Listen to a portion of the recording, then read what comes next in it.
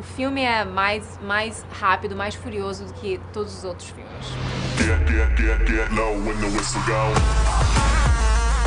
Hoje a Alsport está aqui em Los Angeles, na Califórnia, para te contar as principais novidades do Velozes e Furiosos 7, que estreia em abril no Brasil. Agora você vê o que os principais personagens têm a dizer sobre o novo filme e também ficar sabendo um pouco dos carros, como esse Subaru WRX, que é do personagem do Brian O'Connor no filme 7. Looks like the sons of London have followed us home.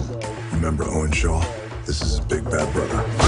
I feel like the Mopar, the gearheads of the world, they've adopted this movie wholeheartedly, and I think that they enjoy the success of the saga. They know where its origins lie, and they take a certain pride in that. And the idea that this is a franchise that keeps one-upping itself and keeps getting bigger and more successful, but at the same time sticks to kind of evergreen themes that have existed in the movie since the first one.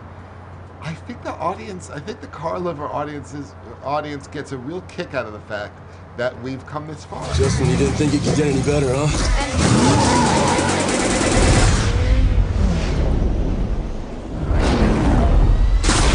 Everybody get we try to obviously give the fans what they want. They love the cars, and so we try to give them a variety of cars to gravitate to. So we have like the classic American muscle cars, but then we also have classic sort of Japanese imports. And then in this one, where the movie goes to the Middle East, we showcase the incredible cars they have in that part of the world. With the Lycan Hypersport.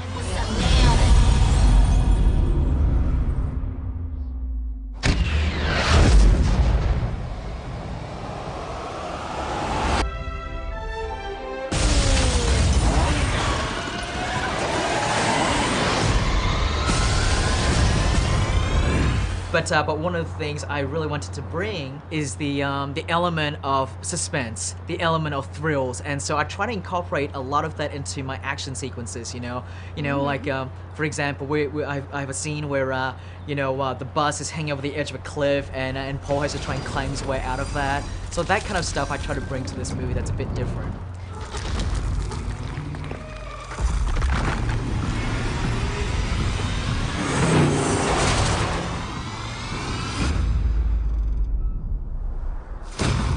Kind of a very cool kind of testament to the fact that we were onto something and doing something right was the fact that Pablo and I won Best Duo in MTV at MTV Movie Awards back in 2002, and then in 2014 we won, 12 years later, we won the same award, Best Duo, for Fast and Furious 6. Let's go for a little ride.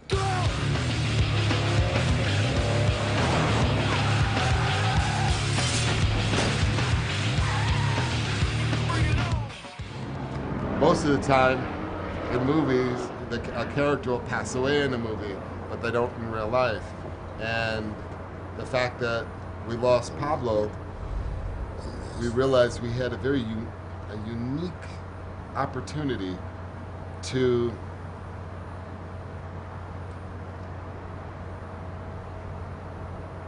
send him to a different form of heaven. And because we had been playing with this theme of family over multiple pictures, it was essentially there for us. It was already built into the saga, and it was the natural conclusion. I don't have friends. I got family. Well, I feel the challenge was the same for all of us, which was to try and not necessarily salvage the movie. I think for me personally, was my #1 goal was just to create a little space and let his family go through their processes as they had to. I was always going to be there for them in the shadows.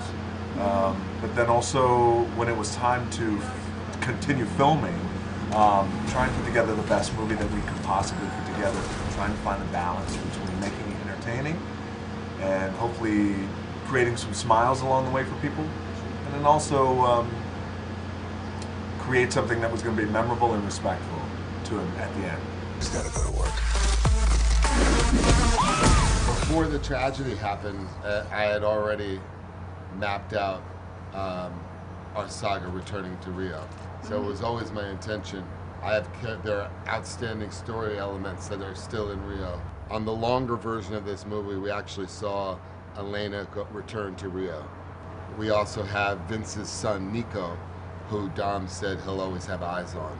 So there are Easter eggs throughout the saga, and there is outstanding story points that live in Rio that would force the saga to return to Rio.